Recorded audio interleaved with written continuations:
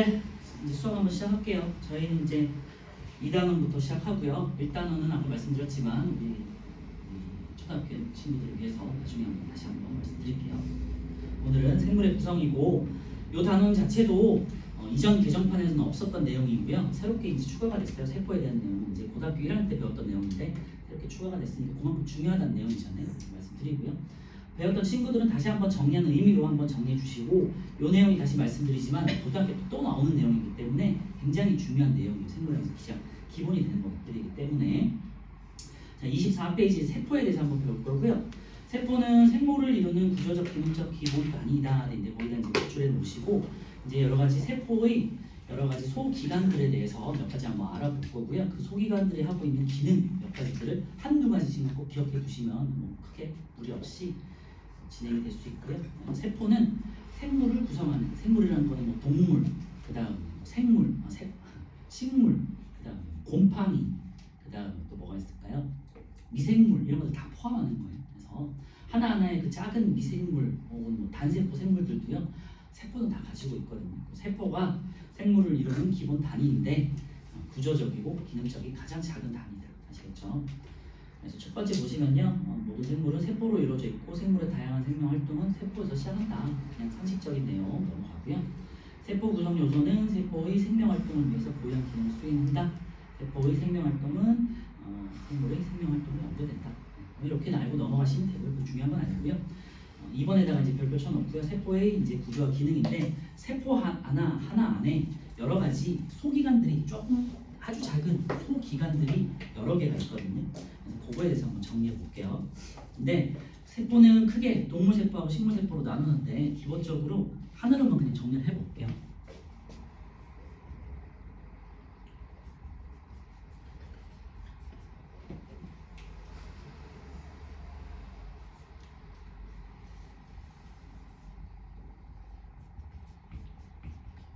정확하게는 세포에 있는 작은 기관, 세포 소기관이라고 하고요. 가장 중요한 게 뭐 들어보신 친구들도 있겠지만 핵이라고 해가지고 예를 들면은 동물 세포는 약간 뭐 동그랗게 생겼다 그러면 이제 동그란 부분들이 하나 있어요. 그리고 식물 세포는 보통 이제 네모나게 생겼다고 하거든요. 이제 벽돌 모양으로 생겼다고 하고 벽돌 주변에 세포 주변에 이제 벽처럼 세포 벽이라는 게 있어요. 그래서 뭐 시멘트를 발라가지고 우리가 벽돌에 이렇게 쌓잖아요. 그런 느낌으로 식물에는 이렇게 네모난 세포가 있고요. 동물에는 사실은 불규칙한데 보통은 동그랗게 표현을 해요. 어쨌건 둘 다 핵이라는 기능을 가지고 있고요. 혹시라도 DNA를 들어본 친구들이 있는지 모르겠지만 DNA를 가지고 있어요. 그래서 얘는 유전 정보가 포함된 곳이고요.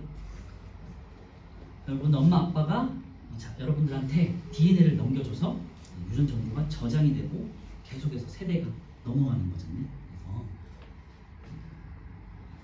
그래서 요거 한번 이제 적어주시고요. 첫 번째 핵에다가 대부분 둥근 모양인데 정확한 모양은 없어요.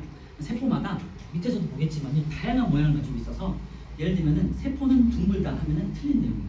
그래서 세포는 정해진 모양이 없기 때문이니까 그냥 대부분 그냥 둥글게 생겼다라고만 그냥 인식을 하고 계시되 식물세포 같은 경우는 네모날 수도 있고요. 밑에 있는 뭐 신경세포 같은 경우는요.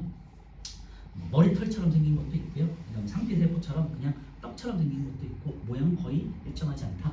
참고해만 주시고요. 두 번째 거기다가 이제 밑줄 하고 이제 이거 한번 적어 주시고요. 유전 물질을 저장하고 있다는데 그 유전 물질이 DNA라고 해서 요즘 친구들은 다 한번 들어봤을 거예요. 그치? 그래서 DNA라는 게 있고요. 그 다음에 이 DNA가 여러분들 자손에게 전달되면서 여러분들의 뭐 모습이라든지 특징이라든지 목소리라든지 뭐 무슨 머리카락 색깔이라든지 이런 것들이 대대손손 이렇게 전달되는 거예요. 아시겠죠? 그래서 DNA를 저장하고 있다. 이거 한번 적어주시고요.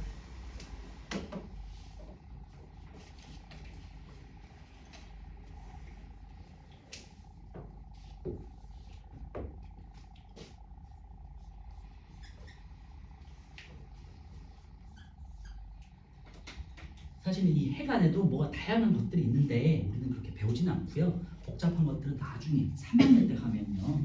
이 핵이 분열을 할 거거든요. 세포가 분열할 때 핵이 안에 있는 뭔가가 또 있어. 뭐 그런 것들은 나중에 3학년 때 배우도록 하고요.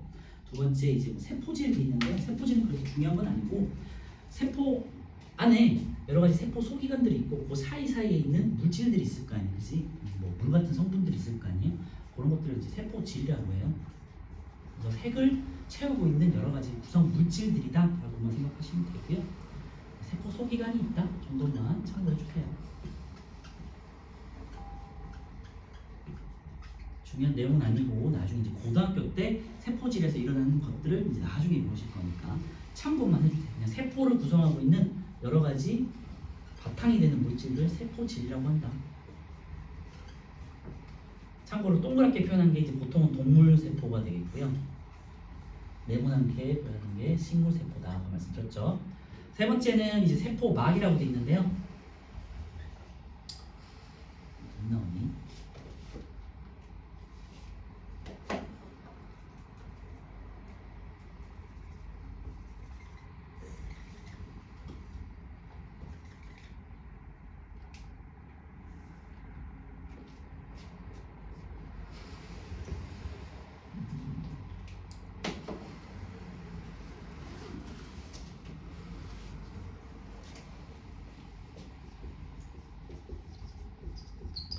세포가 이렇게 어떻게 모양을 갖추고 있으려면 이렇게 뭔가를 감싸고 있어야 되는 거 있잖아요. 얇은 막이 있거든요. 그래서 세포를 감싸고 있는 얇은 세포막이라는 게 있어요. 굉장히 얇아요. 그래서 여러분들 그냥 고무공처럼 고무공을 둘러싸는 고무 부분 그런 거 있지. 풍선을 둘러싸고 있는 그 겉에 있는 부분이라고 생각하시면 돼요. 풍선 같은 거 생각하시면 돼요. 그래서 이거 참고를 하시는데 동물도 세포막이 있고 식물도 세포막이 있어요. 그런데 식물 같은 경우는 세포막 바깥에 아까 전에 제가 말씀드렸지만 벽이 하나 더 있어요. 세포벽이라고 해가지고. 그래서 바깥에 이렇게 세포벽이 있어요.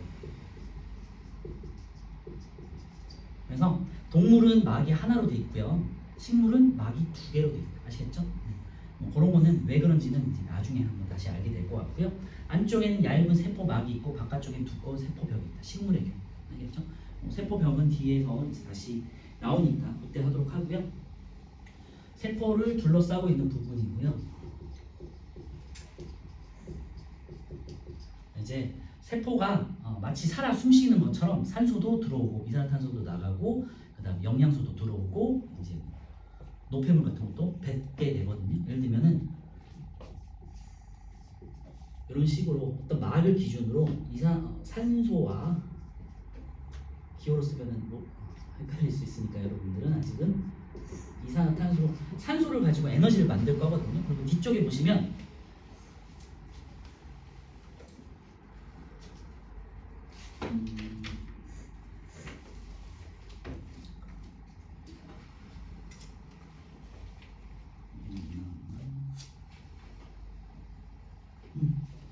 이 2학년 때 우리가 이제 광합성이라는 걸 배울 텐데요.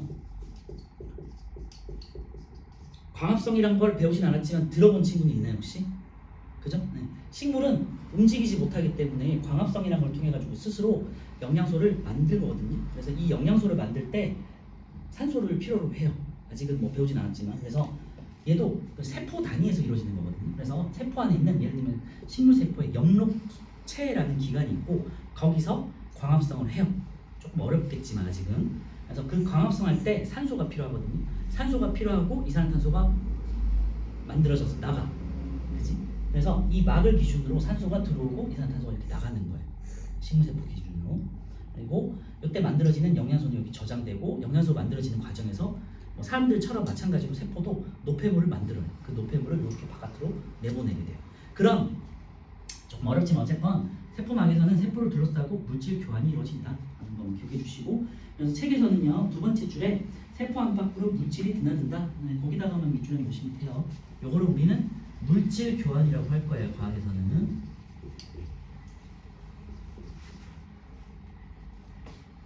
그래서 세포막 두 번째 줄에 세포 안팎으로 물질이 드나드는 것을 조절한다. 옆에다가 이제 물질 교환 이렇게 한번 써주시면 될 것 같아요.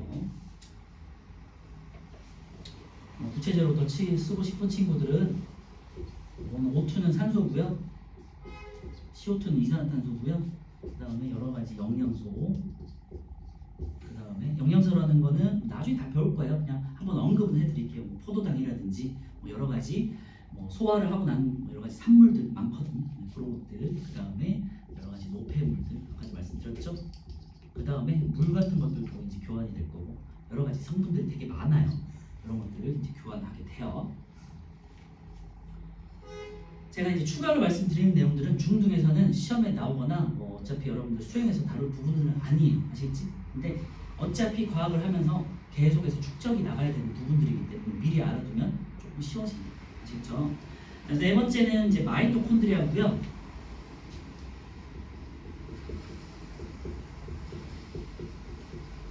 얘도 지금은 배우진 않아요. 굉장히 중요한 얘기는 한데 사실은 세포에서 가장 중요한 애가 동물세포는 마이토콘드리아, 그리고 식물세포에서 마이토콘드리아는 있어요. 근데 식물에서는 더 중요한 건 이제 영록체이기 때문에 어쨌건 4번의 마이토콘드리아, 5번의 영록체라고 써놓을게요. 마이토콘드리아는 이제 예전에는 우리가 이제 미토콘드리아라고 해가지고 혹시라도 뭐 논술 교재라든지 아니면 뭐 이렇게 뭐 토론 교재 같은 거를 미리 한번 공부를 해본 친구가 있다면 그런 걸 많이 하잖아요. 요즘에는 그지? 옛날 교재를 보면 미토콘드리아라고 이제 쓰여 있을 텐데 요즘에는 표기법이 개정이 돼가지고 마이토콘드리아라고 하는 건데 어쨌건 세포 내에서 세포도 어떻게든 살아 있는 거기 때문에 에너지를 만드는 거거든요. 이 세포 굉장히 작은 세포들이 에너지들을 다 만들어내서 우리 사람이 이렇게 움직일 수 있는 거거든요. 우리 아직 상상은 안 되지만 그래서 얘가 세포에서 에너지를 생산하는 기관이에요.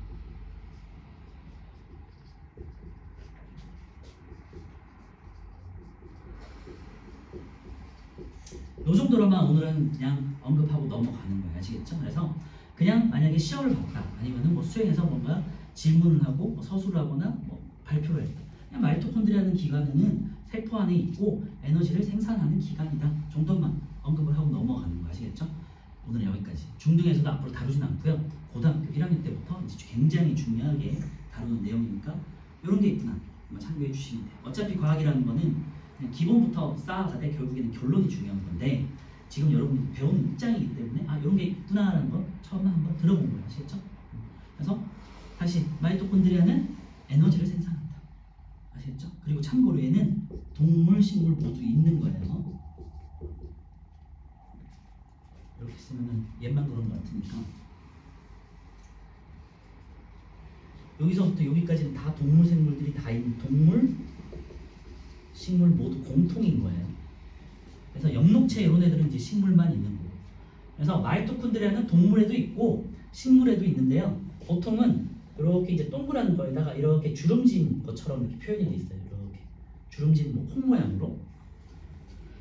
책으로 따지시면은 이제 미토콘드리아 한번 찾아볼 수 있을 거야. 이렇게 노란색으로 해가지고요. 이렇게 안에 주름진 막을 가지고 있는 것들이 보이죠, 그죠? 길쭉하게.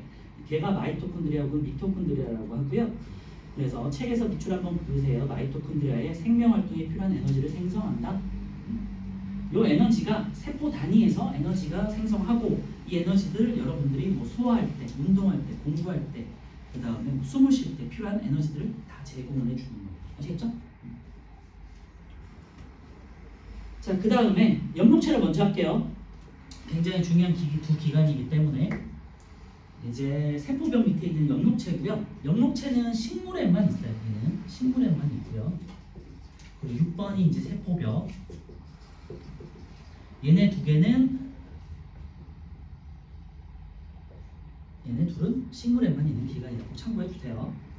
제가 책에도 이제 표시가 됐으니까. 영록체 같은 경우는요.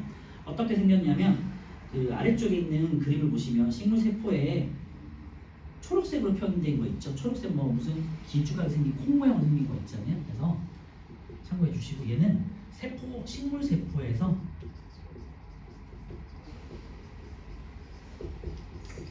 광합성이라는 걸 해요.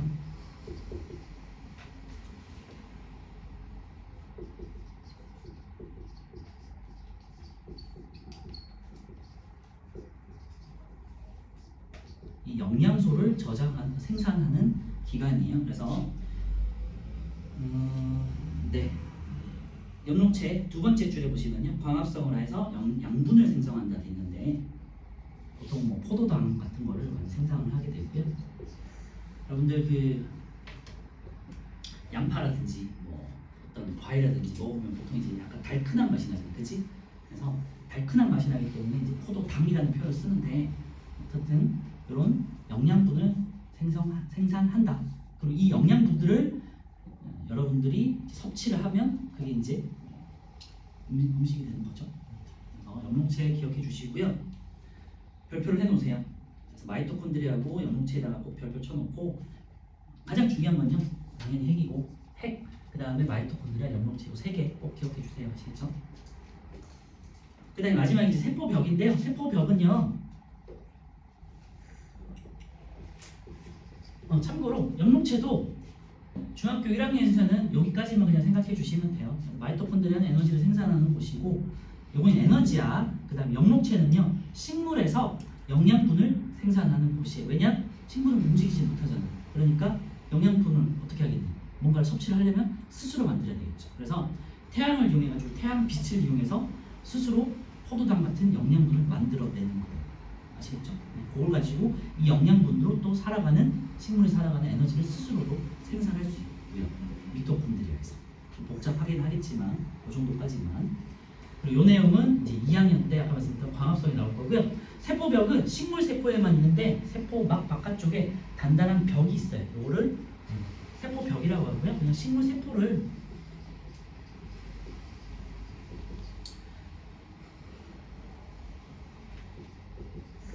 단단하게 지지하고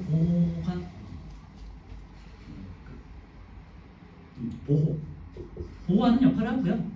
동물 같은 경우는 이제 얘가 뭐 물 같은 성분 속에서 이렇게 떠다니는 거니까 괜찮고 어차피 뭐 움직이니까 상관없는데 식물 같은 경우는요 계속해서 위쪽으로만 이렇게 계속 자라야 되는 거잖아요. 우리가 식물이 옆으로 퍼지는 식물이 아니라 보통 다 위로 퍼지는 거예요, 그렇지? 그래서 옆에서 사방에서 이렇게 꽉꽉 잡아줘야지 얘가 위쪽으로 올라갈 수 있는 거잖아요. 그래서 진화적으로 벽이 하나 더 생겼다 이렇게 생각하시면 돼요. 오늘은 그냥 어쨌건 중요한 건 세포막은 동식물에 같이 있다. 세포벽은 식물에만 있다. 아시겠죠? 그래서 세포벽 한번 보시면요. 세포의 세포막 바깥을 둘러싸고 있는 두껍고 단단한 벽이다. 이렇게 기억해 주시면 되고 밑에 두 번째 줄에다가 밑줄 하세요. 세포를 보호하고 세포 모양을 일정하게 유지하는 역할. 이거 말고도요. 세포 소기관이 되게 많아요. 요거는 이제 참고만 해주시고요. 나머지 소기관들 리보솜이라는 게 있고요. 안 쓰셔도 돼요. 아시겠죠? 절대 쓰지 마. 요거는 여러분들 몸에서 단백질을 생산하는 곳이에요. 단백질을 만든다고 해야 될까요? 어쨌건 단백질을 번역해야 된다고 할까? 이 핵에서 DNA가 저장돼 있잖아요. 이 DNA를 가지고 세포에서 리보솜들이 단백질을 만들어내거든요. 이런 게 있다. 리소좀이라는 것도 있어요. 절대 쓰지 마세요. 필요 없으니까. 아시겠지? 이거는 찌꺼기를 그냥 청소하는 기관이에요. 예를 들면은 여기서 뭔가가 찌꺼기들이 생겨날 거 아니에요. 아까 제가 말씀드렸지만 노폐물도 생성이 되고, 그치? 세포에서 만들어진 노폐물도 나오고, 이게 얘들도 고장이 난단 말이에요. 안에서 고장이 나고 이런 것들은 다 제거를 해줘야 되잖아요. 이 청소하는 기관이 리소좀이라는 게 있고요. 참고만 하시는 거예요. 그 다음에 액포라는 게 있는데 얘는 식물에만 있고요. 뭔가 저장하는 곳이에요. 예를 들면은 책에 이제 표시를 보시면요. 식물 세포에서 핵이 위에 이제 보라색으로 표현되어 있잖아요. 그 아래쪽에 네모나게 뭐 이렇게 커다랗게 해가지고 여기 핵이 있고 그 다음에 파란색으로 구분해가지고 약간 네모난 부분이 있죠. 여기가 이제 식물에만 있는 액포라는 곳이고요. 얘는 한번 적어 놓으셔도 돼요. 필요할 수 있으니까. 액포라는 곳이고 식물에 있는 창고 기관이라고 생각하시면 되고요. 왜냐하면 얘는 식물은 항상 같은 자리에 고정되어 있는 애고 얘가 무슨 배설을 하거나 할 수 있는 건 아니잖아, 그치? 그러니까 그래서 어린 식물에는 이게 없고요. 나중에 이제 나이가 조금 자라면요, 얘가 노폐물을 저장하고 뭔가 청소를 해야 될 그런 창고 같은 기관이 필요하잖아요. 물 같은 것도 저장해 놓고 그런 공간이라고 생각하시면 돼요. 식물에만 있는 창고 같은 곳, 이제 액포라는 곳이라고 생각하시면 되고요. 이 액포가 팽팽하게 유지가 되면서 식물 세포가 단단하게 이제 모습을 갖출 수 있기도 해요. 어쨌건 뭐 등등등 이런 여러 기관들이 있는데 오늘은 우리가 여기 중요한 거 6가지만 하는 거고요. 그 중에서도 가장 중요한 건 핵, 마이토콘드리아, 영록체 3가지는 꼭 기억해 주시면 될 것 같아요.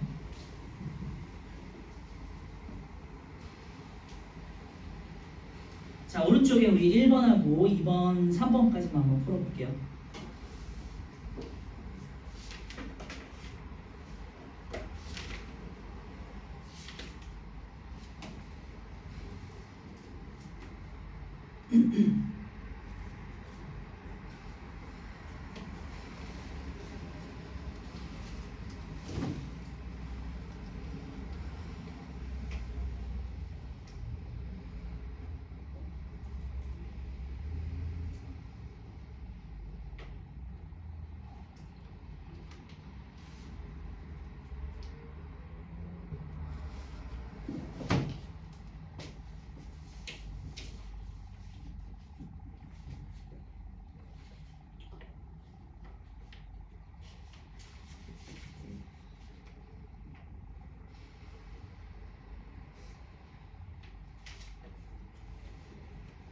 노트 교재를 미리 한번 풀어본 친구는 있나요? 학교 수업을 위해서 없나요?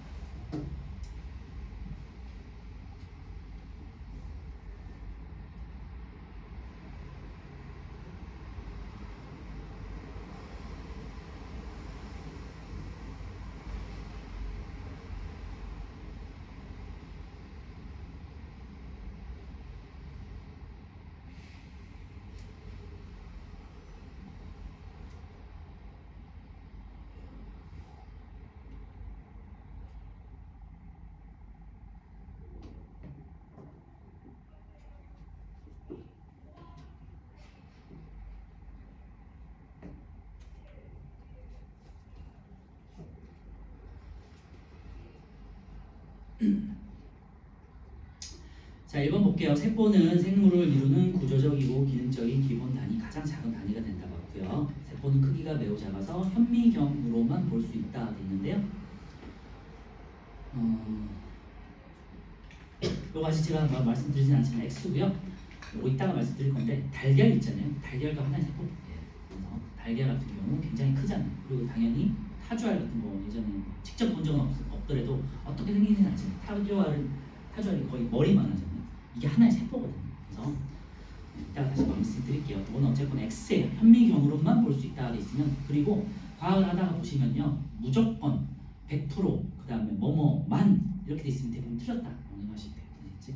과학에는 100%라는 게 없기 때문에, 그래서 X 해주시면 되고요. 다시 한번 말씀드릴게요. 2번 세포는 크기가 3번 하나의 생물 내에서는 세포의 종류가 모두 같다 돼 있는데요. 아까 말씀드렸지만 세포 종류도 다 다양하고 기능도 다양하고요, 모양도 다 다양하고 크기도 다 다양해요. 아시겠죠? 네, 그래서 모두 같다 이런 거 다 틀리는 거야. X. 세포의 종류에 따라서 세포의 모양과 크기가 다양하다. 이거 정확하겠죠? 5. 자, 동물과 식물의 구조가 되겠고요.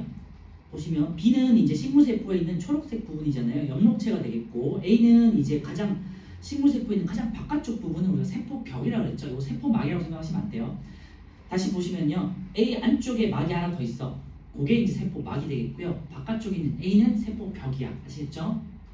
그리고 B는 엽록체, C는요 동물세포에 있는 세포막이에요. D는요 핵이 되겠고요. 그리고 가장 크다. 아시겠죠? 그리고 E가 이제 어제 말씀드렸던 이제 마이토콘드리아가 되겠고요. 1번 세포의 생명활동을 조절한다 돼 있는데요. 이거는 이제 D 핵이 되겠고요. 생명활동에 필요한 에너지를 만든다 돼 있는데요. 이거는 이제 마이토콘드리아 E가 되겠죠. 빛을 이용해서 광합성을 한다 돼 있는데, 이거는 이제 B가 되겠고요. 엽록체. 물질이 들어가는 것을 조절한다, 물질 교환을 하는 것은 세포막. 아시겠죠? C가 되겠어요. A 아니에요. C.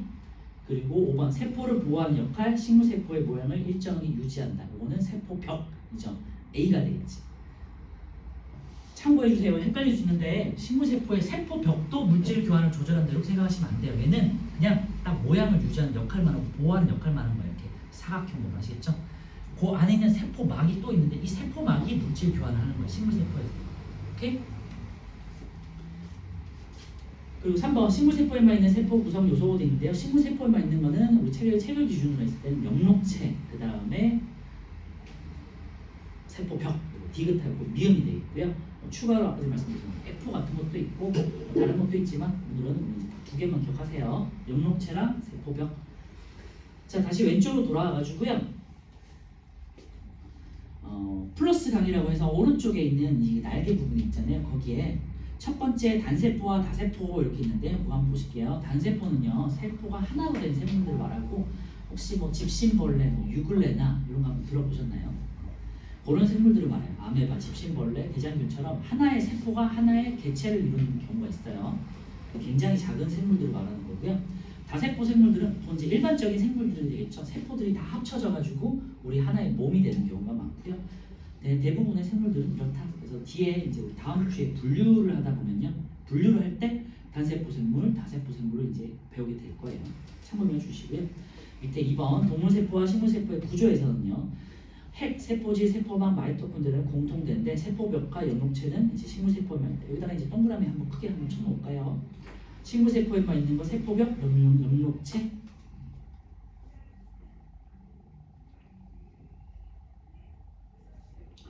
자, 이제 아까 전에 제가 이제 뭐 세포의 크기에 대해서 잠깐 이제 언급을 드렸지만요. 다시 왼쪽에 와가지고요. 3번 세포의 종류에 따른 세포의 특징 요걸 한번 볼 건데요. 자, 세포의 종류는 다양하다. 거기다 이제 밑줄에 놓으시고요. 아까 말씀드렸지만 세포 굉장히 다양하죠, 그치?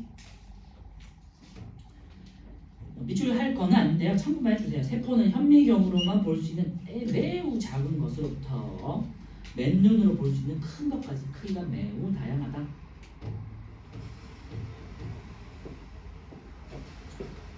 현미경으로만 볼 수 있는 것, 작은 것도 있지만요. 맨눈으로 볼 수 있는 큰 것까지 매우 다양하다 되어 있고요. 예를 들면 제가 아까 말씀드렸지만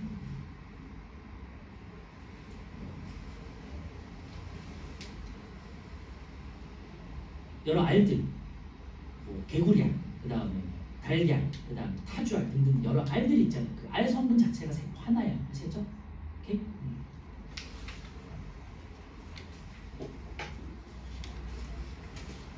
자, 2번 하나의 생물 내에서도 몸의 부위에 따라 세포 종류는 다양하다. 네. 세포의 종류에 따라 세포의 모양과 크기, 기능이 다양하다. 거기다가 한번 밑줄에 넣으시고요. 계속 말씀드리지만 세포는 모양이 굉장히 다양해요. 그래서 밑에 있는 신경세포, 상피세포, 적혈구 등등등 모양이 굉장히 다양하니까 참고해 주시고요. 제가 아까 전에 뭔가 잘못 말한 게 있는 것 같은데 세포의 모양이 굉장히 다양하다 말씀드리고요. 뭐 둥글고 동물세포 같은 경우는 둥글지만 뭐 여러 형태가 있지만 보통은 둥글게 표현한다. 이걸 제가 이걸 말씀드렸고 식물 같은 경우 네모나게 표현하는데 제가 핵을 잘못 설명한 것 같아요. 이제 핵은 대부분 이제 둥그렇게 생겼고 저는 세포를 말한 거예요. 잘못 말한 건데 혹시라도 오해하시면 안 돼요. 핵은 대부분 이제 동글동글하게 생겼, 둥그스름하게 생겼다 정도만 기억해 주시고 모양이, 세포의 모양이 여러 형태를 가지고 있다. 근데 보통 동물세포는 그냥 보통 이제 둥그렇게 표현하고 식물은 이렇게 네모나게 표현한다. 요거 말씀드렸던 거니까 혹시라도 제가 잘못 드렸나 해서 참고해 주시고요. 그래서 세포는 종류에 따라 정해진 건 없어요. 아시겠죠? 뭐 부위마다 종류마다 모든 모양이 다양하다라는 것을 기억해 주시고요. 당연하게도 뭐 동물의 마다 또 색이 동식물마다 모두 모양 다른 거니까 참고해 주세요. 그래서 오른쪽에 아래쪽에 5번 보시면요. 다양한 종류의 세포 보시면요. 혈액에 있는 적혈구도 있는데 혈액에 이제 적혈구라고 그래가지고 빨간 이제 세포들이 있는데 얘가 산소를 운반하는 역할을 하는 애예요. 보시면 가운데가 온폭파 있는 이제 보통 도너츠 모양이라고 하는데 네, 이렇게 이제 생긴 모양이 있고요. 그 다음에 잎의 표피세포 길쭉길쭉하게 생겼고 뭐 이렇게 보통 네모난 모양으로 생겼죠. 줄기에 있는 물관세포라고 해서 물이 이동하는 통로예요. 그래서 동글동글하게 생겼고요. 잎의 잎살세포라고 해가지고 잎을 구성하고 있는 세포인데 이제 길쭉길쭉하게 생겼죠. 그 다음에 뇌에 있는 신경세포는요. 여러분 이제 머리털이랑 이제 그물망이 막 이렇게 쳐져 있는 것처럼 펼쳐져 있고요. 그 다음에 작은 창자라고 해가지고 우리 소장에 있는 이제 장에 있는 상피세포 이것도 마찬가지로 길쭉길쭉하게 생겼죠. 그래서 세포라는 건 정해진 모양이 없고 종류마다 모양이 다양하다. 그리고 크기도 다양하다. 아시겠죠? 다시 왼쪽으로 돌아와가지고요. 아까 전에 3번에 썼는데요. 세포의 종류에 따라 세포의 모양과 크기, 기능이 다양하다. 밑에 보시면요. 생물은 특징이 다른 다양한 세포로 이루어져 있고 여러 가지 생명활동을 할 수 있다라고 되어 있고요. 뭐 신경세포, 상피세포, 적혈구 등이 있는데 밑에 한번 보시면요. 신경세포는요. 여러분들 머릿속을 구성하고 있는 세포가 신경세포라고 생각하시면 되고요. 여러분들 머리하고 뇌하고 머리 있는 뇌하고 척수가 있잖아요. 뇌에서 연결된 척수란 게 있거든요. 네, 거기를 구성하고 있는 신경세포와 그 다음에 거기에서 뻗어나오는 여러 가지 말초신경이라고 해가지고 팔다리로 이어지는 신경들이 있는데 거기에도 이루어지는 또 신경세포와 또 모양이 다 다르게 생겼거든요. 어쨌건 여러분들이 뇌 속에 있는 세포가 이렇게 생겼다고 생각하시면 돼요. 보통은 우리가 생각하기에 세포라 그러면 뭐 이렇게 둥글거나 네모나거나 어떤 특정 모양이 있다고 생각하잖아요. 근데 뇌나 우리 척수 같은 게 있는 신경세포는 이런 식으로 뭐가 머리털이라든지 이렇게 줄기 같은 게 뻗어져 있다. 그냥 이렇게 생각하시면 좋을 것 같아요. 이 내용은 뒤에 가서 배울 거니까. 이 뻗어나와 있는 부분이 뭔지는 3학년 때 다시 한번 배울 거예요. 나뭇가지처럼 사방으로 길게 뻗어 있다 이렇게 생겼고요. 가운데 있는 동그란 부분 있죠? 이것만 참고해 주시고 가운데 있는 얘가 이제 신경세포에 있는 몸이라고 그래가지고 가장 중요한 핵이 되겠고 신경세포체라고 하고 이 안에 뭐 핵이라든지 뭐 여러 가지 뭐 미토콘드리아라든지 뭐 등등등이 들어있는 거고요. 여기 이렇게 막 머리털처럼 이렇게 뻗어 있잖아요.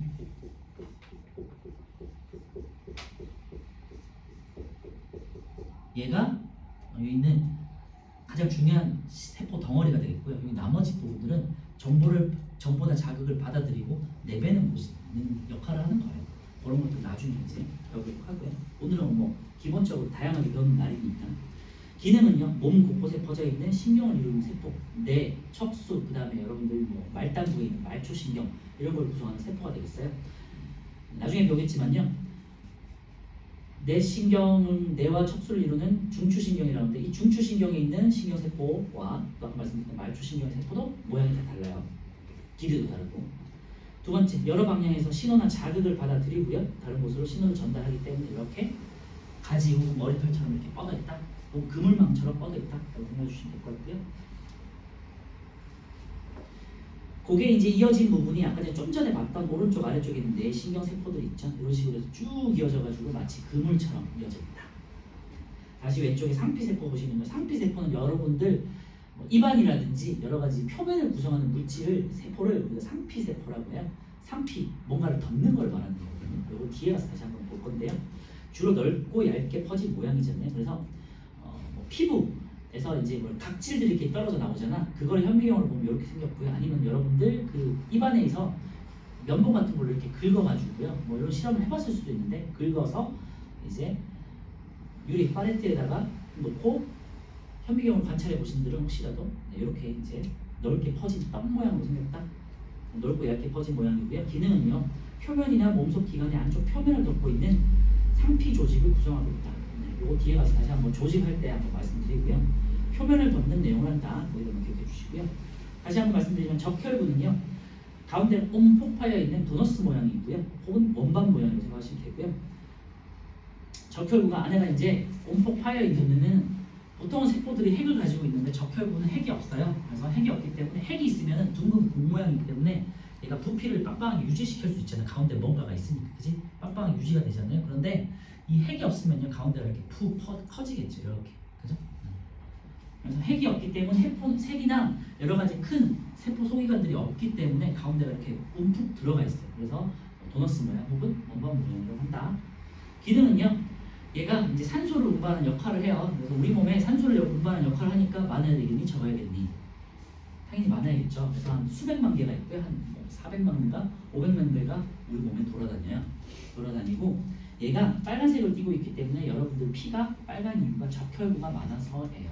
아시겠죠? 굵은 적자고요. 혈구는 이제 세포란 뜻이에요. 피부 속에 혈액 속에 있는 세포. 적혈구라고 하고요. 이 적혈구가 많아서 여러분들 피가 빨갛다. 아시겠죠? 두 번째 줄에 보시면요. 첫 번째 줄에 비추하세요. 혈액을 이루며 산소를 운반한다. 이제 나중에 이제 다시 한번 배울 거고요. 오늘은 그냥 전반적으로 생물학에서 대한 내용들이 이제 언급이 되어 있는 단원이에요. 신경세포는요. 다시 한번 첫 번째 줄 다시 한번 비추하세요. 몸 곳곳에 퍼져 신경을 이룬다. 신호를 받아들이고 다른 곳으로 신호를 전달한다. 상피세포는요. 표면을 덮고 있고 표면을 덮고 보호한다. 다 밑줄에 놓으시고요. 적혈구는 산소를 운반하는 세포인데 어디 있다? 혈에 있어요. 여러분들 피에 있고요. 두 번째 줄 몸속을 이동하면서 온몸으로 산소를 운반하는 역할. 이게 가장 중요한 역할이고요. 이 밖에도 적혈구 말고도 백혈구라고 그래가지고 세균이 침입했을 때 얘네랑 싸우는 애도 있고요. 혈소판이라고 그래가지고 여러분 피가 났을 때 어디 상처가 나서 피가 나잖아요. 거기를 이제 이렇게 굳으면서 이렇게 낙지가 지잖아. 그래서 혈액을 응고시키는 역할을 하는 기관도 있어요. 그래서 굉장히 다양한 세포들이 있으니까 참고해 주시고 오른쪽 4번 한번 밑줄 한번 해볼게요. 어렵진 않으니까.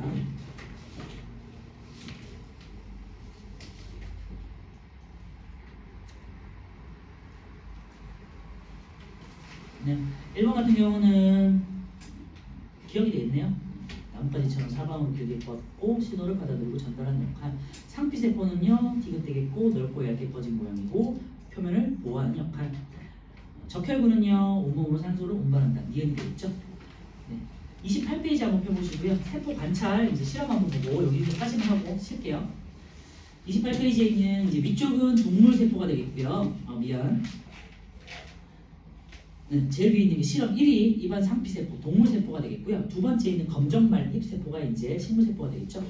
실험하는 기법 굉장히 중요하니까 참고해도 돼요. 혹시라도 안 해본 친구들은 보통 이제 받침유리라고 해가지고 여기다가 이제 면봉으로 여러분들 이제 입안을 이렇게 긁어요.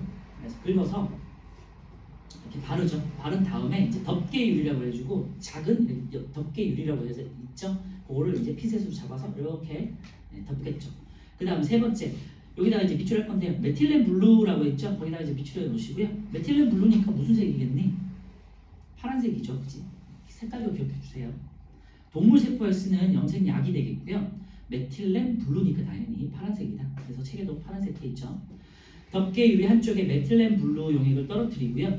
반대쪽에는 거름종이를 대어서 거름종이를 대는 이유는 흡수시켜서 이제 너무 넘치지 않게 이제 흡수시키는 역할을 하기 위해. 그래서 반대 방향도 한번 보세요. 메틸렌 블루 용액을 떨어뜨린 반대쪽에 거름 종이를 대어서 흡수시키면서 이렇게 퍼지도록 한다. 퍼지고 이제 어느 정도 남는 거는 흡수시키는 역할. 이게 닦아내는 역할을 하는 게 거름 종이고요. 밑에 이제 두 번째 검정말립 식물세포가 되겠고요. 마찬가지로 2번까지는 똑같고 3번에 보실게요. 아세트산 카민 밑줄에 놓고요.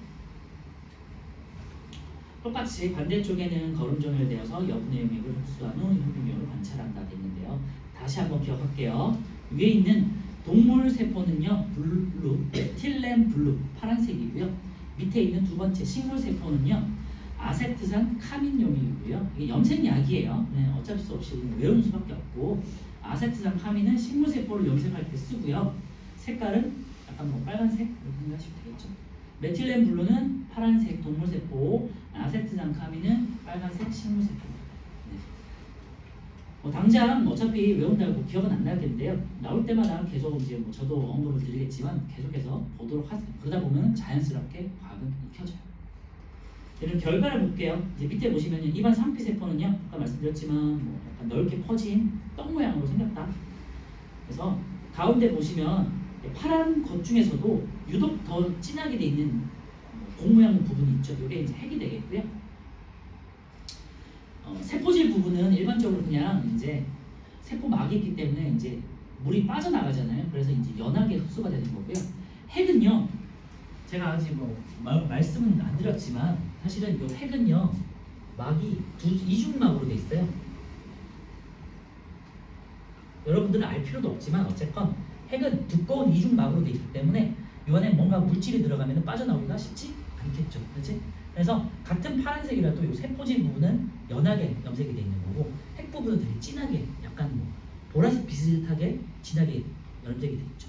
그 이유가 막이 조금 두껍게 있기 때문이다. 라고만 그냥 그렇게만 생각해 주시면 돼요. 왜냐? 왜 이중막으로 되어 있느냐? 핵은 DNA라는 유전 물질을 저장하고 있기 때문에 세포에서 가장 중요한 부분이기 때문에 보호를 해줘야 되잖아요. 그죠? 그래서 이 세포막 말고도 막이 또 있어서 어쨌건 염색이 더 진하게 됩니다. 그 정도만 기억하세요, 그냥. 그래서 입안 상피세포의 관찰 결과를 보면요, 밑에 그림 아래쪽에요, 불규칙한 모양이 특별하게 정해지지는 않고요. 세포는 핵, 세포막, 세포질 등이 관찰된다 되어 있는데요. 네, 세포막은 여러분들 그냥 모양이 이루어진 그 모양 자체가 세포막인 거고요. 그 안쪽이 세포질인 거니까 그렇게 중요하지 않아요. 중요한 건 핵이죠. 핵. 핵은 진하게 염색이 돼 있다. 근데 뭐 약간 둥그스름한, 근데 사실 뭐 둥글지도 않죠. 네, 약간 둥그스름한 모습이다 정도만 기억하시면 될 것 같고요. 두 번째, 푸른색으로 염색된 핵 거기다 줄여놓고 왜? 메틸렌 블루로 염색했기 때문에. 자, 오른쪽에 이제 검정 말립 세포 관찰을 보시면요. 아까 제가 식물세포 말씀드렸지만요. 이렇게 길쭉한 직사각형 모양이기도 하고 벽돌을 쌓아놓은 것처럼 돼 있죠. 그죠? 마치 정확하게 벽돌을 여러분들 그 건축할 때 이렇게 비스듬하게 이렇게 세우잖아요. 이렇게 그다음 이렇게 한 다음에 이렇게 이런 식으로 세우잖아. 그래야 안전하게 좀 보강이 되잖아요. 마찬가지로 일렬로 이렇게 쭉 올라가는 게 아니라 비스듬하게 이렇게 올라가 있다. 아시겠죠? 그래서 식물세포들은 둥그스름한 모양이 아니라 이렇게 직사각형 모양으로 되어 있고요. 여러 가지 세포질, 세포벽, 엽록체 등이 관찰된다 되어 있는데요. 네. 세포벽 한번 볼 수 있고요. 그 다음에 세포질은 그렇게 중요한 건 아니니까 핵이 이제 관찰되고 그 다음에 엽록체라는 것들도 있죠. 네. 엽록체 한번 보시는데 엽록체가 굉장히 많다는 걸 알 수 있어요. 당연히 식물은 스스로 양분을 만들어야 되기 때문에 엽록체를 가지고 있어야겠죠. 그리고 두 번째, 붉은색으로 염색된 핵 거기다 밑줄여 놓고요.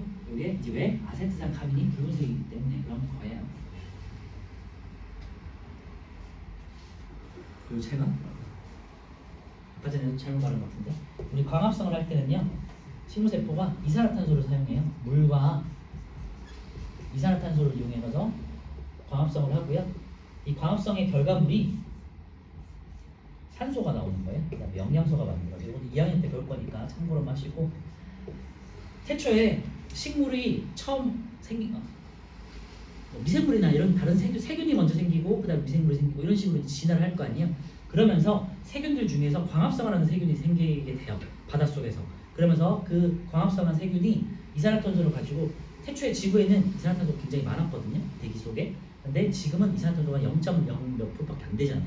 굉장히 적단 말이에요. 0.01%가 굉장히 적잖아요. 그 이유가 이 태초에 광합성을 하는 세균들이 이산화탄소를 가지고 영양소를 만들면서 산소를 이렇게 배출시키게 돼요. 그래서 우리 지금 지구가 산소로 가득 차게 된 거잖아요. 그래서 그리고 그 세균들이 또 진화를 해서 식물들이 만들어져요. 바닷속 식물. 그리고 그 바닷속 식물들이 계속해서 광합성을 하면서 대기에 산소를 만들어내요. 그러면서 대기에 이제 산소가 많아지니까 이 산소에 의해서 오존층이라는 게 만들어지고 그런 게 있다 참고해 주시고요. 오존층이 굉장히 두껍게 대기에 형성이 되면서 태양으로부터 오는 자외선을 막아줘요. 자외선, 뭐 우주선, 방사선 이런 것들 막아줘요. 그러니까 이제 바닷속이 아니라 육지 위로도 여러 가지 생물들이 살 수 있는 환경이 조성이 되죠. 산소도 많고 자외선도 차단시켜 주니까, 그지? 그래서 그 이후에 이제 그러니까 어쨌건 광합성을 통해서 산소가 많아지고 산소에 의해서 산소가 풍부해지니까 이제 동물들이 진화적으로 나오게 되는 거죠. 그지? 동물이 생성되고 이 바닷속에 있는 동물들이 육지로 기어 나와가지고 우리 육상 생태계를 형성했다는 게 생물의 진화예요. 아시겠죠? 그래서 이 광합성이라는 게 굉장히 중요하다. 그래서 우리 과학에서 굉장히 중요한 주제들이 몇 가지가 있는데 생물에서 가장 중요한 주제 중에 하나가 광합성이니까 한번 참고해 주시고, 아시겠죠? 요거를 하는 기관이 엽록체다. 아시겠죠? 네, 이제 마무리할게요. 그래서 오른쪽에 이제 초록색 부분이 있죠? 초록색의 엽록체가 관찰된다 되어 있는데요. 네, 이 참고해 주세요. 참고해 주시고, 엽록체가 이제 초록색이에요. 그래서 이 엽록체가 많기 때문에 이 식물이 초록색으로 보이는 거야, 단순하게. 그치? 잎이 초록색으로 보이는 이유는 엽록체가 많기 때문이에요. 아까 전에 말씀드렸죠. 피가 빨갛게 보이는 이유가 뭐다? 적혈구가 많아서. 빨간 적혈구가 많아서. 그 식물 잎이 초록색인 이유는 뭐다? 엽록체가 많아서. 아시겠죠? 네, 염색하지 않았을 때는 이렇게 이제 초록색 부분이 많기 때문에 핵이 이제 가려져가지고 안 보인다는 거지, 핵이 없다는 소리는 아니고요. 그렇게 오해하진 않겠죠. 네, 밑에 이제 정리 한번 보면요. 염색약을 떨어뜨리는 까닭은요, 핵을 염색시켜서 관찰하기 위해서다. 그죠? 밑에 한번 채워보실까요? 여기까지만 하고 쉴게요.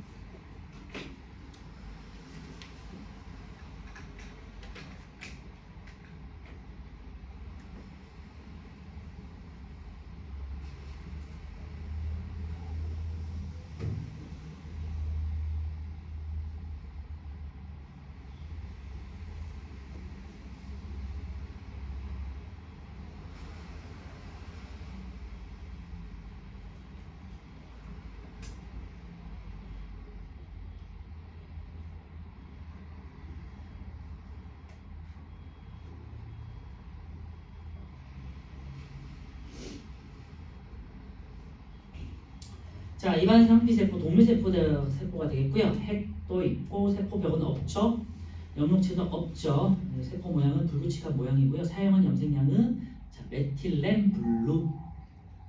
식물세포 같은 경우는요, 핵도 있고 세포벽도 있고 연록체도 있어요. 그리고 세포 모양은 이제 사각형 모양이고 사용한 염색약은 아세트산 파민. 조금 이제 염색약 이름은 아직은 어렵지만요. 계속해서 이제 반복돼서 나올 거기 때문에 한번 익숙해질 거예요. 10분만 쉬었다 갈게요. 한 7분 정도 된 것 같으니까 17분에서 20분 정도까지 쉬도록 할게요. 화장실 갔다 오시고 자유롭게 쉬세요.